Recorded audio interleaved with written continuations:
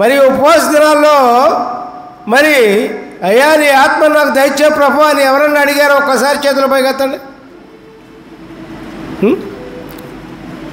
అమ్మా అడగరా?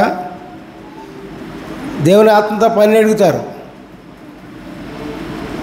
అన్ని మొహం లేకుండా అడుగుతారు.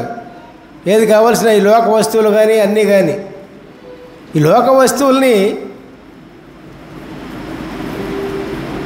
అడిగినా ఆయన ఇవ్వకపోవచ్చు. ఎందుకని? దేవుడు మత్తయి సువార్తలో చెప్తున్నారు కదా, ముందు నా రాజ్యమును నీతిని మొట్టమొదటి వెతకండి, అప్పుడు మీకు సమస్తమును అనుగ్రహించబడను. మనకు కావాల్సిన వస్తువులన్నీ కూడా భూలోకంలో జీవిస్తున్నప్పుడు దేవునికి తెలియదా? అన్నీ తెలుసు, అన్నీ కావాలని తెలుసు.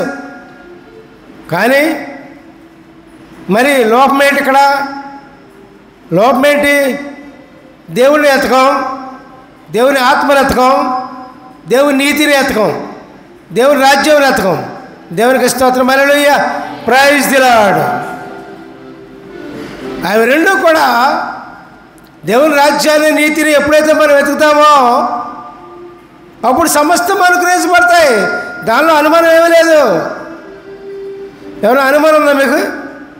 అనుమానం ఉన్నవాళ్ళు చేతులు పైకెత్తండి. అనుమానం ఉన్నవాళ్ళు, అనుమానం లేనివాళ్ళు చేతులు పైకెత్తండి. ఓహో బాగుంది, దేవునికి స్తోత్రం చేయండి, హల్లెలూయా. అన్ని చేతులు లేకలా డౌటు అనుమానం కేసులు, దేవునికి స్తోత్రం చేయండి, హల్లెలూయా, ప్రైజ్ ది లార్డ్. కాబట్టి పిల్లారా, దేవుని ఆత్మ ఖచ్చితంగా కావాలి పిల్లారా. దేవునికి మనకు ఎడబాటు లేకుండా మన జీవితం గడిచిపోవాలంటే పిల్లారా దేవుని ఆత్మ ఖచ్చితంగా కావాలి పిల్లారా. దేవుని యొక్క ఆత్మ లేకుండా మనం ఈ లోకంలో జీవించడం కష్టమండి. దేవునికి స్తోత్రం.